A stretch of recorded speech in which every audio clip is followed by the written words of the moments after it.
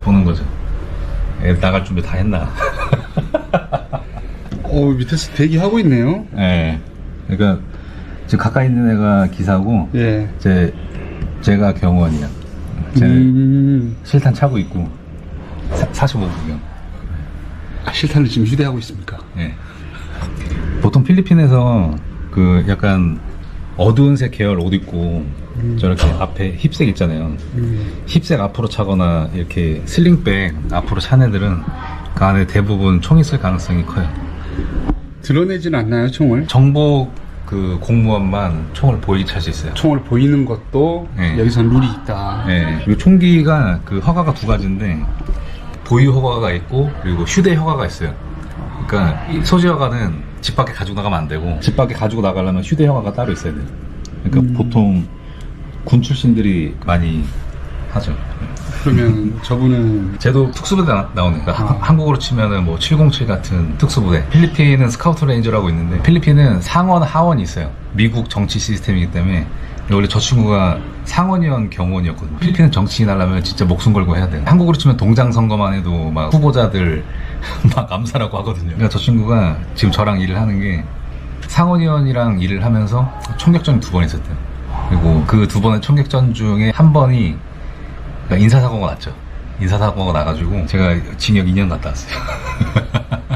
제 기사도 쟤도 특수부대 출신이에요. 쟤도 저기 주머니에 보면은 저 지금 칼 차고 있는 거죠. 아니 그러면 대표님 수행하려면 이게 기본적으로 위험에 노출됐다는 뜻 아닌가요? 아니 그냥 쟤네는 그런 부대를 나왔기 때문에 그냥 저런 게 그냥 일상이에요, 일상. 그러니까 제가 뭐 불법을 하거나 정치를 하거나 그러면은 좀 신변을 좀 걱정을 해야 되겠지만 특수부대 출신들을 경호원으로 지금 쓰는 대표님이신데 이게 그냥 쓰지는 않을 것 같은데요? 뭔가 이유가 있을 것 같아요, 대표님. 저는 그냥 사소한 시비를 막고 싶어요. 이게 필리핀 보면은 한국 범죄자들이 도피처로 삼는 1순위거든요, 필리핀이. 근데 그 사람들이 이 동네에서 살면서 가끔 마주치는 경우가 있는데 그때 이제 뭐 자기들이 뭐 건달이라면서 약간 위협적으로 나오는 경우가 있어요. 근데 그럴 때 뭐 저도 운동은 하지만 그냥 경호원이 저를 따라다니는 거 보면은 그냥 가요. 지금은 마닐라에는 저랑 친한 동생이 있는데 그 동생이 임원진하고 밥을 먹으러 식당에 있었는데 시비가 걸렸대. 그래가지고 그냥 그 경호원한테 총 가지고 오라고 한 다음에 식탁 위에 올려두고 그냥 간 거야.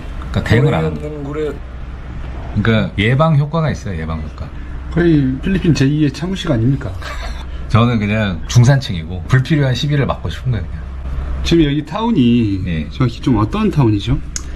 여기는 앙헬레스가 트렌드시티 한인타운이 중심이에요. 거기에서 한 20분 정도 떨어진 곳이거든요. 그러니까 여기는 로컬이라고 보면 되는데 로컬 중에서 조금 깔끔하고 어느 정도 사는 동네. 이런 빌리지에는 저기 게이트가 있기 때문에 게이트에서 일단 그 외부인 통제를 하거든요. 그리고 필리핀에서 집 구할 때 조심해야 되는 게 로컬이랑 너무 가까우면은 닭이 울어요. 그러니까 닭 키우잖아, 닭. 닭이 새벽 4시부터 울기 시작하는데 제가 세부에 있을 때는 저희 빌리지 담벼락 바로 옆에 닭을 키웠는데 와 4시부터 닭이 울면은 술 먹고 2시라도 깨요.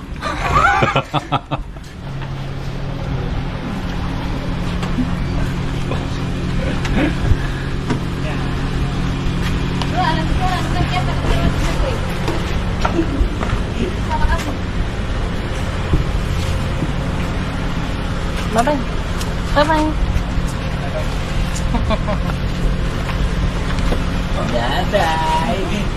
아, 차가 회장님 차인데요? 이게 이 차가 제가 제일 좋아하는 차입니다. 제가 중고차도 하고 렌트카도 하는데 거의 이 차만 해요. 이게 의전용 차라 제가 타고 다니기도 좋고 그리고 손님들 왔을 때 차 드리기도 좋고 이게 좀 편안합니다. 뒤에가 약간 비즈니스 클래스 같이 돼 있어가지고.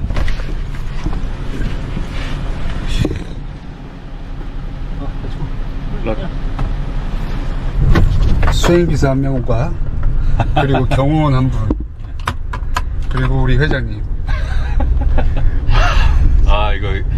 이게 영상이 약간 좀 자극적일 것 같아요. 사람들이 제 구독자들은 잘 아니까 상관없는데 이상사님 올리시면은 아마 좀 되게 자극적으로 생각할 것 같아요. 불법하는 거 아니야?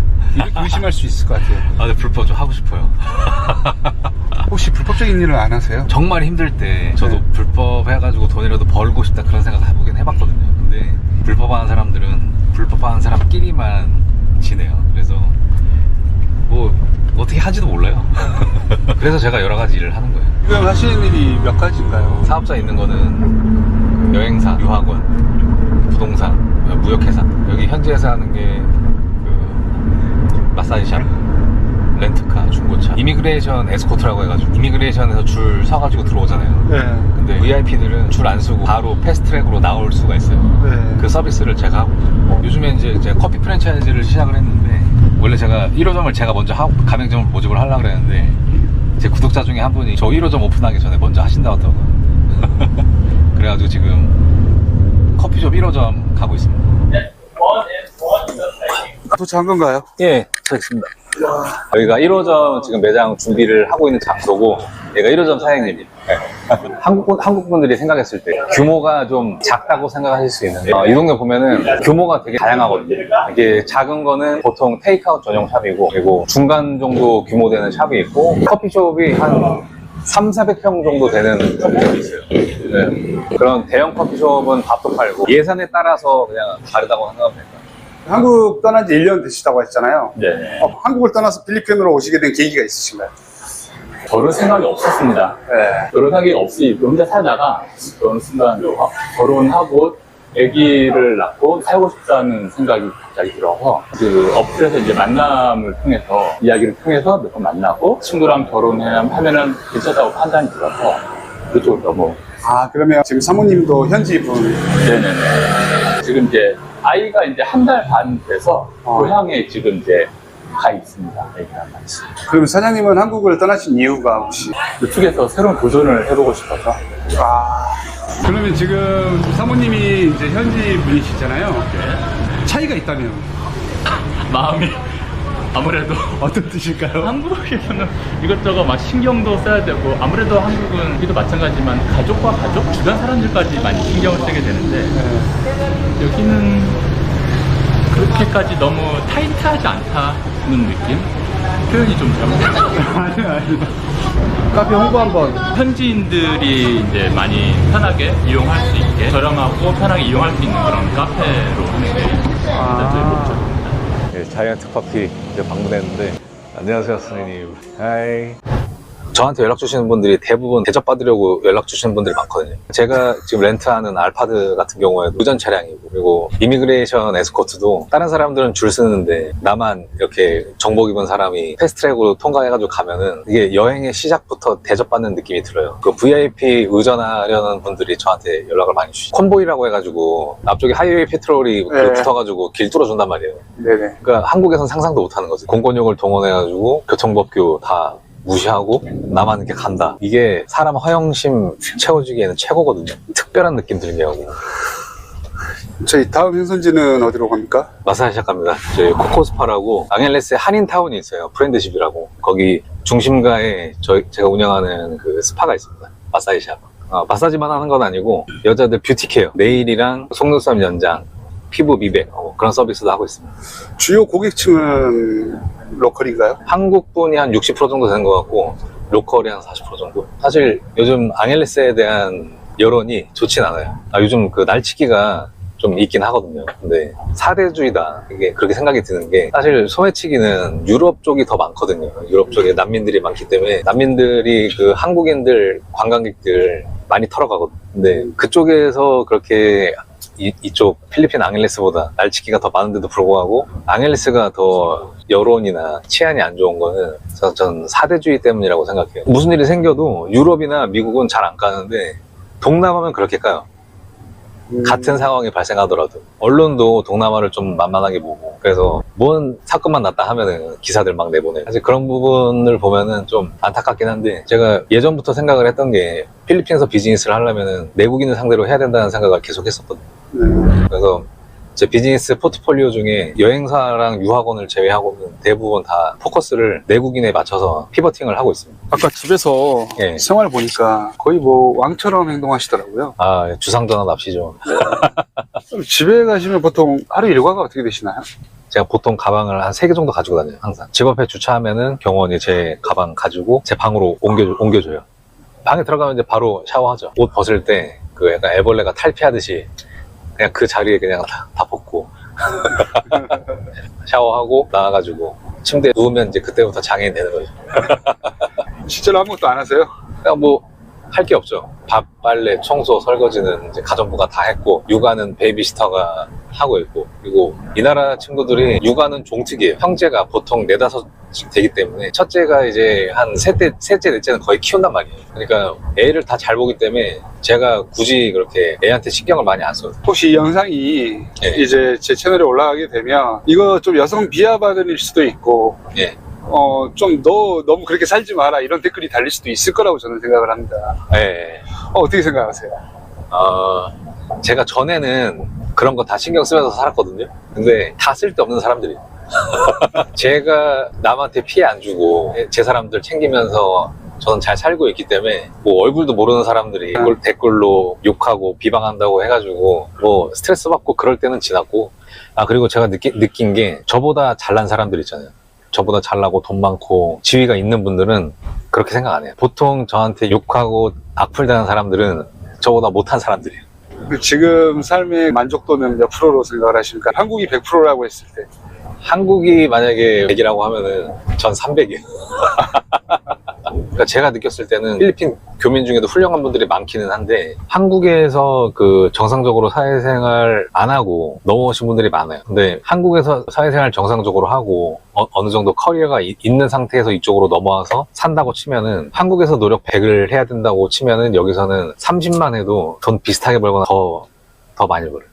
그러니까 예를 들어서 에어컨 기술자다 하면은 필리핀이 보통 교민들이 많이 사는 동네가 세부, 마닐라, 앙헬레스 이렇게 보통 세 군데란 말이에요. 근데 그 각 지역에 보면은 한국인 에어컨 기술자가 많지가 않아요. 한 3명 언더. 근데 그 3명이 교민들 에어컨 다 나눠 먹는 거예요. 저희 집만 봐도 에어컨 6대 있잖아요. 저희 샵에 12대 있어요. 그러니까 에어컨이 어떻게 보면 여기가 그 동남아 지역이니까 좀 특수성이 있을 수 있는데 내가 에어컨 기술이 있다 그러면은, 근데 한국에서는 자기가 직접 동파이프 말고 이거 감아야 되잖아요. 네. 산을 타고 올라가고, 여기서는 한국인은 지시만 해요. 한국인이랑 상담해가지고 기종 어느 걸로 하겠다 그러면은 날짜 잡아가지고 직원들 데려가는 거예요. 그리고 업무 지시하죠. 실내기 여기다 달고 실외기 여기다 달고 마감 잘 하고 와. 에어컨 다는 비용은 한국하고 차이가 좀 있을까요? 여기가 더 비싸거나 비슷해요. 서프라이즈 하죠. 예. 에어컨 기술자를 예를 들어서 말씀을 드렸지만 한국에서 일하던 거 한 30만 해도 더 편하고 돈 잘 벌고 살 수 있는 동네가 저는 필리핀이라고 생각합니다. 그게 기본적으로 밑바탕이 어느 정도 인맥이 유지돼야 이루어질 수 있는 거라고 저는 개인적으로 생각을 하는데, 누군가 이민을 오게 되면은 영어로는 로케이터라고 하고 이민 생활 정착에 도움을 주는 사람을 로케이터라고 하는데, 아는 사람이 있으면은 좀 더 수월한 거고, 근데 아는 사람이 있다고 해가지고 마냥 좋은 건 아니에요. 보통 초반에 사기를 많이 당하기 때문에 그러니까 장단점이 있는 거예요. 그게 아는 사람이 없다고 해가지고 그냥 막연하게 뭐 맨땅에 헤딩하고 힘들겠다 이게 아니고, 그냥 처음부터 나 혼자 천천히 알아간다고 생각을 해도 되는 거고, 그러면은 사기당할 가능성은 더 줄어들겠죠.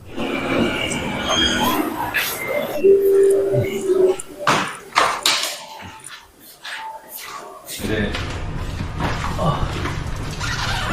일단 데스컴은 여기에서 대부분 다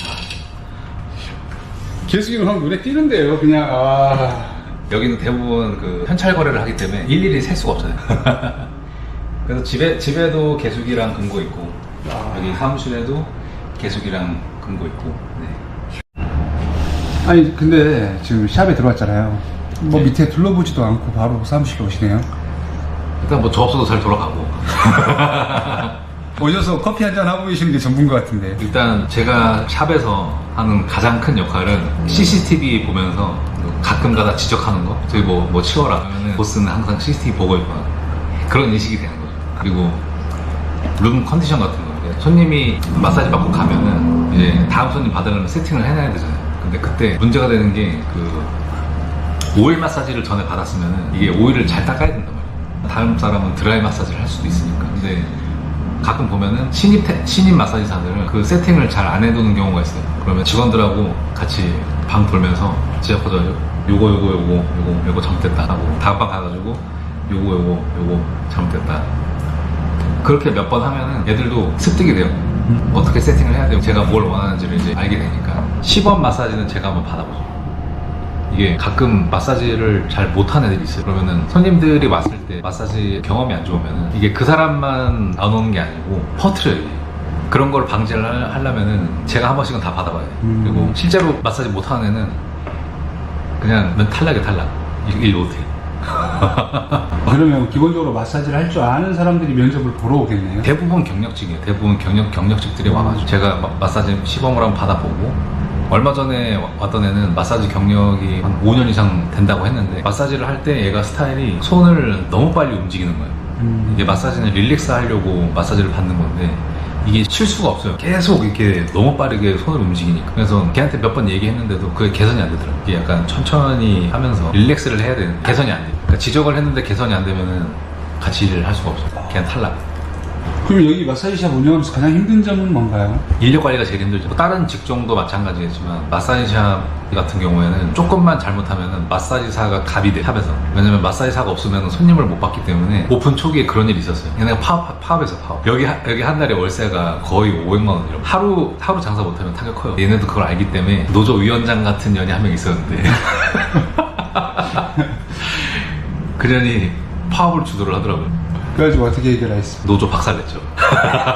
보통 이런 일은 어디 가나 다 있어요. 식당가도 있고 식당은 주로 주방에 있고 제가 다이빙샵 할 때도 일 제일 잘하는 애가 파업 주도했었어요. 저는 짬바가 좀 있잖아요. 개별 면담 해가지고 내가 이렇다고 들었는데 너도 그래? 그러면은 얘네가 또 보스랑 독대하는 거는 좀 힘들어요. 아 보스 사실 나는 안 그러는데 그거 이제 주동자가 나오죠. 주동자 색출해가지고 주동자가 딱 색출이 됐어요. 그러면 처음에는 타이르죠. 내가 오픈한 지 얼마 되지도 않았는데 그거 달라고 하면은 나 장사 못한다. 내가 너한테 개인적으로 이게 감정이 있는 게 아니고 내가 줄 수 있는 만큼 너 못 맞춰서 그러니까 더 좋은 데 가라. 처음에는 그렇게 좋게 얘기해요. 근데 필리핀 애들이 눈물이 좀 많아요. 이렇게 얘기하면은 좋게 얘기해도 일단 울어. 이렇게 울어. 제 기사 중에 저보다 나이 많은 애도 있었는데 저보다 나이 많고 뭐 처자식도 있는데 그 기사는 어땠냐면은 그 달에 결근 3번 하더니 갑자기 그만두고 딴 데로 이직을 해버린 거예요. 근데 제가 그 기사한테 진짜 잘해줬거든요.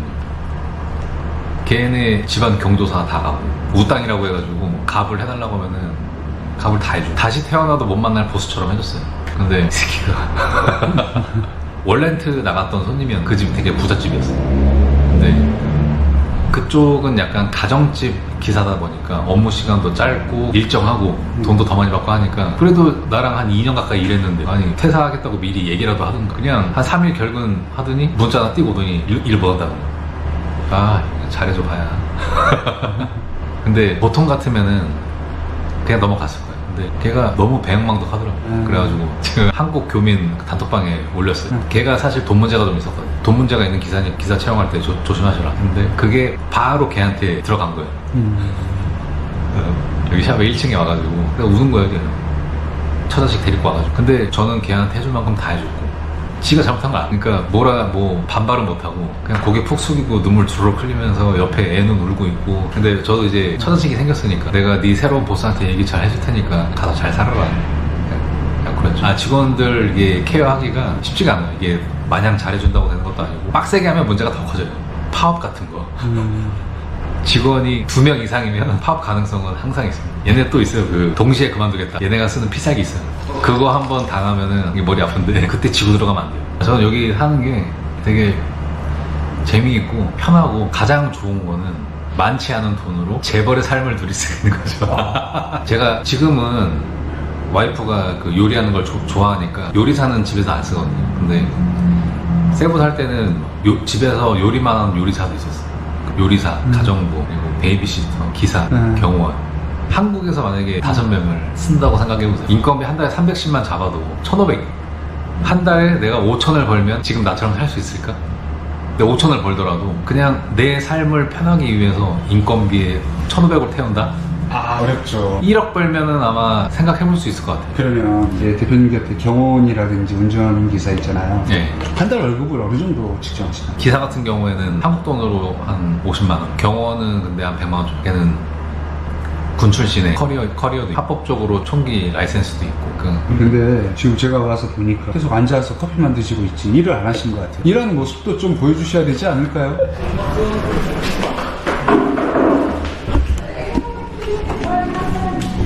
하이.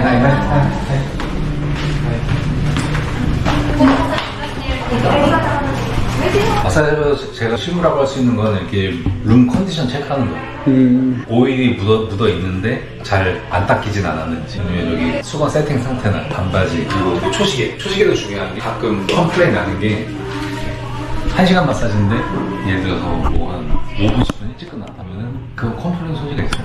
그래서 항상 마사지 시작하기 전에 타이머 켜고 마사지 시작을 해라, 그렇게 업무 지시하기도 하고. 저희 한 6개월 전에 그 남자분들 손님이 오셨는데 급하게 그 부항 마사지를 해달라고 하더라고요. 근데 부항 마사지가 원래 90분 서비스란 말이에요, 시간이. 근데 마사지 생략하고 부항만 빠르게 해달라. 조금 있다가 비행기 타러 가야 돼. 왜 그러지? 보니까 목에 키스마크가 있는 거야. 비행기 타러 가야 되는데 그거를 빠르게 이제 커버를 해야 되는 상황인 거죠. 마사지는 생략하고 부항만, 목 부분을 집중적으로 부항을 해달라. 자, 형님들 혹시나 원치 않게 몸에 뭔가 흔적이 남았다, 코코스파로 오십시오. 이게 부항으로 그런 거 다 가릴 수가 있거든요.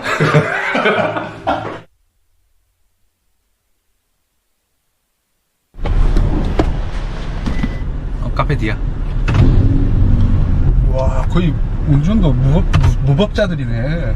얘네가 보면은 약간 공격형 운전이라고. 사람들이 한국이었으면 막 빵빵거리고 난리 났을 텐데. 다들 그러니까 이렇게 다니는 와중에 사고가 잘 안. 네. 저도 전에는 제가 운전을 직접 했었는데 저도 한국에서는 레이서였거든요.